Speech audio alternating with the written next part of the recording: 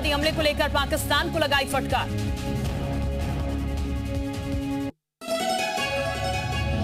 प्रस्तुतकर्ता घड़ी डिटर्जेंट, देश की नींव, देखने वालों की भीड़ में करने वालों के नाम। प्रायोजक Patanjali Dant Kanti toothpaste, complete oral health का सच। L&K bathroom fittings by BL&T company, bringing water to life since 1948। दूध विनायक पशु आहार, स्वस्थ पशु संपन्न किसान। और DBS global university Dehradun, converging AI and passion into business.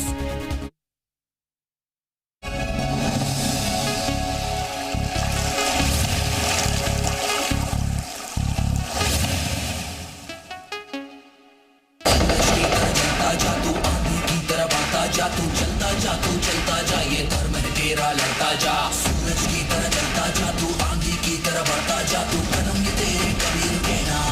जय हिंद की सेना,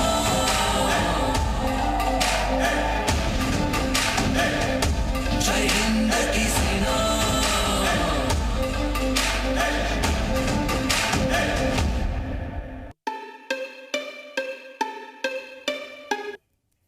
स्वागत है आपका, आपके साथ में हूं शिल्पा रावत। तो लगातार हर एक अपडेट आपको इस वक्त जी उत्तर प्रदेश उत्तराखंड दे रहा है, लेकिन इस वक्त एक बड़ी खबर सबसे पहले आपको दे देते हैं। राजनाथ सिंह घर से निकले हैं और थोड़ी देर में है बैठक होने वाली। रक्षा मंत्रालय पहुंचे हैं तीनों सेना प्रमुख और इस वक्त सीधे कुंदन का रुख कर लेते हैं।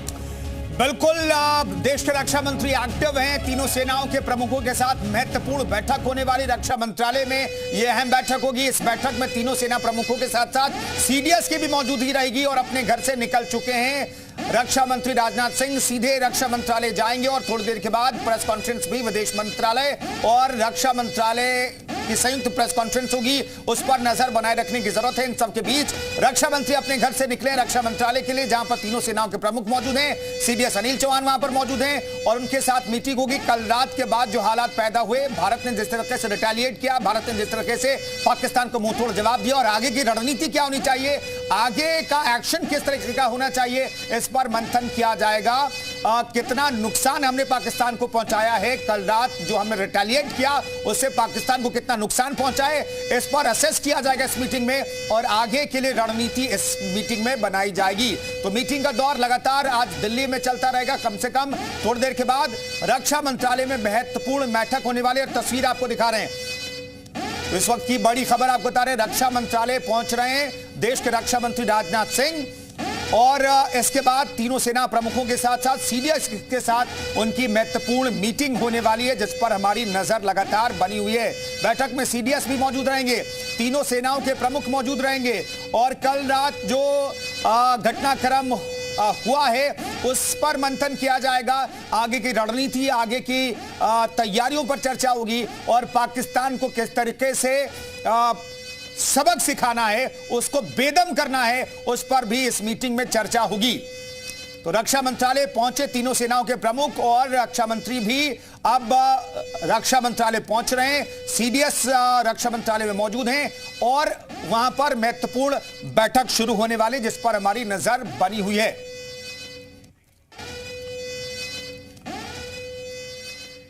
बिल्कुल, तो देखिए लगातार इस तरीके से कार्रवाई रात से चल रही है और कुंदन पूरा देश देख रहा है किस तरीके से बदला लिया जा रहा है। बेटियों के साथ जो हरकत की थी और कहा था प्रधानमंत्री को कि जाकर कह देना, अब वो जो कहा गया है उसको किस तरीके से पाकिस्तान में दिखाया जा रहा है कि पाकिस्तान थर-थर कांपता हुआ यहां पर नजर आ रहा है।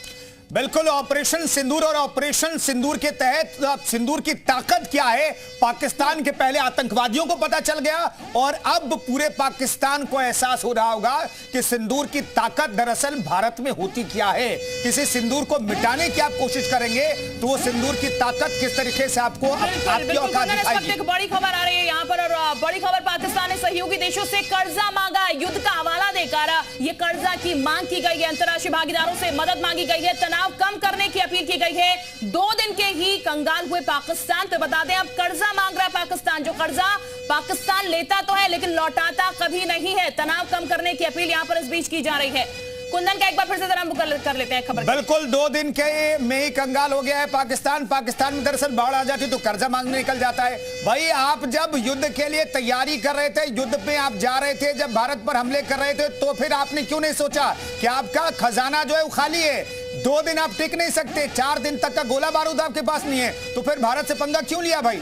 हमने साफ तौर पर इंटरनेशनली भी कहा कि हमने जो 7 तारीख की सुबह जो हमला किया है वो हमने किसी मिलिट्री एस्टेब्लिशमेंट पर नहीं किया, हमने पाकिस्तान के किसी शख्स पर, सिविलियन पर नहीं किया, हमने सिर्फ स्पेसिफिक टारगेट किए, पिन पॉइंट टारगेट किया आतंकियों और आतंकियों के ठिकानों को हमने टारगेट किए। तो फिर आपने पाकिस्तानी आतंकियों को इतने उन पर जो कार्रवाई दिल पर क्यों ले लिया? जब आप ड्रोन अटैक कर रहे थे भारत में, जब कल रात और परसों रात आपने अटैक करने की कोशिश की, तो फिर तब आपको सोचना चाहिए था कि आपका कटोरा खाली है भाई साहब। खाली कटोरे से आप जंग लड़ने जाएंगे तो फिर कटोरा लेकर के फिर से निकलना पड़ेगा। तो retire major general Abhay Singh Karki जी हमारे साथ लगातार डिफेंस एक्सपर्ट मौजूद हैं। कार्की सर, हमें तो इंतजार था कि भाई 1-2 दिन के बाद कटोरा लेकर के पाकिस्तान निकलेगा, लेकिन कटोरा पहले से खाली है। कटोरा भरने की कोशिश भी वो में लगे हुए हैं, लेकिन फिर भी जंग करनी है, और वही पाकिस्तान जैसे देश से, अब भारत जैसे देश से पाकिस्तान लड़ने की कोशिश कर रहा है।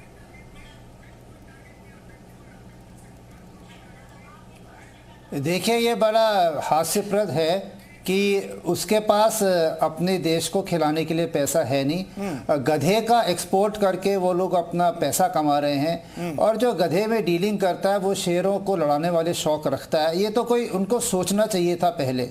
दूसरा, जब उन्होंने ये कुछ करना ही था कांड, तो उनको पता नहीं था कि IMF वालों से हमने अगले महीने गिड़गिड़ा के पैसे लेने की हम टेरर देश नहीं है, 1 महीना बात कर देते। उतनी अक्ल भी नहीं है कि पहले आप एक टेरर एक्टिविटी करें और बाद में आप उन्हीं लोगों के पास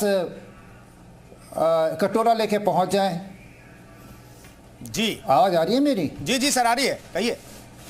तो ये जी तो ये एक बहुत ही हास्यप्रद चीज है। जब उसको पता था कि मेरे पास पैसा नहीं है, और लड़ाई एक कोई नॉर्मल शौक नहीं है, ये बहुत, जब चाणक्य ने भी बोला था कि जिस राजा की खजाने में दम है वही एक युद्ध की कल्पना कर सकता है। अगर आपके पास खजाने में पैसे नहीं हैं तो आप युद्ध जैसी खर्चीले शौक पे ना अपनाएं। उन्होंने, पर पाकिस्तान तो बहुत वो है दिमाग वाला, उसने सोचा कि सबसे सस्ता तो मिलता है हमें आतंकवादी, उसको बस थोड़ा कुरान पढ़ा के इस्लाम करके उसको थोड़े पैसे दे के भेज दीजिए, हमारा काम हो जाएगा।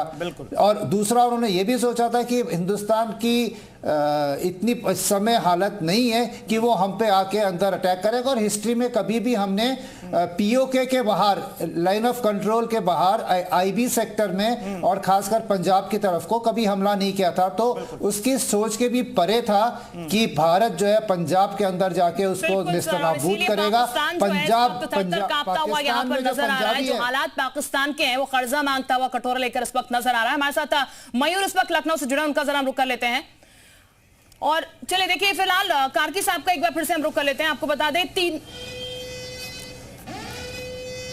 ठीक है। अब शिल्पा, दरअसल हम एक महत्वपूर्ण सवाल ले लेते हैं कार्की जी से। कार्की जी, दरअसल अब बैठक शुरू होने वाली है थोड़ी देर में रक्षा मंत्रालय में, तो मैं ये जानना चाहता हूं क्या मीटिंग में चर्चा हुई होगी मौजूदा हालात पर किस तरह की चर्चा होगी? नहीं, आप बैठक की बात कर रहे हैं या प्रेस ब्रीफिंग की? नहीं, बैठक की बात कर रहा हूं जिसमें तीनों सेनाओं के प्रमुख होंगे, CDS मौजूद होंगे, और रक्षा मंत्री, चूंकि रक्षा मंत्रालय पहुंच गए तो वहां पर उनकी मौजूदगी होगी। तो ये जो तीनों सेना प्रमुख, CDS और रक्षा मंत्री के बीच बैठक होगी, इस पर किस तरह की चर्चा होगी, किस तरह का मंथन होगा?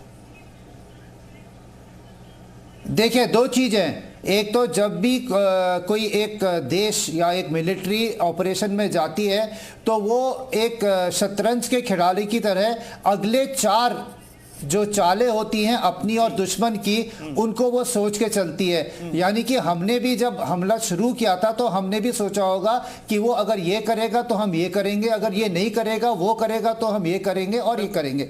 उस हिसाब से हम अपने गेम प्लान पे चल रहे हैं कि जैसा वो करेगा उसी क्षेत्र में हम मारेंगे। और हमें पता था वो ड्रोन का इस्तेमाल करेगा, मिसाइल का इस्तेमाल करेगा, एयरफोर्स का इस्तेमाल करेगा, और हमने अकॉर्डिंगली अपने को उसके लिए करा था। और एक और चीज होती है, हर 24 घंटे में एक रिव्यू ऑफ द सिचुएशन होता है कि पिछले 24 घंटे में कैसे शुरू हुआ, कैसे खत्म हुआ, उसकी रेजिडुअल कॉम्बैट पावर यानी कि उसकी बची हुई सैन्य शक्ति या लड़ने की शक्ति क्या है, हमारी क्या है, उसका एक मापतोल होता है। और उसके बाद फिर एक इंटेलिजेंस ब्रीफिंग भी होगी कि वो अगले 24 घंटे 48 घंटे में अंतर्राष्ट्रीय माहौल क्या होगा, हमारी हालत कैसी है, उसकी माली हालत कैसी है और अंतर्राष्ट्रीय स्तर में उसको कितना सपोर्ट मिल रहा है। तो इन चीजों को तोड़ मरोड़ के, और जो हमने पहले से ही जो बता रहा हूं शतरंज की 5वीं चाल और 6ठी चाल के बारे में सोचा होगा, अब उसको वो आज की हालत में देखेंगे कि हमारे हिसाब से चल रहा था या थोड़ा